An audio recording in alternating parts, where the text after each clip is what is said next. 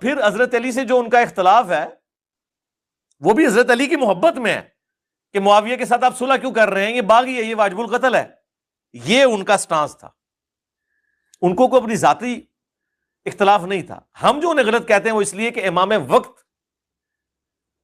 کے حکم کی انہوں نے نافرمانی کی۔ یہاں مرزا نے کہا کہ خوارج نے سیدنا علی رضی اللہ تعالیٰ عنہ سے محبت کی وجہ سے اختلاف کیا تھا، جبکہ دوسری جگہ مرزا کہتے ہیں خوارج کی پہلی نشانی ہی یہی ہے بغض علی۔ خارجیوں کی پہلی اور بڑی علامت یہ ہے بغض علی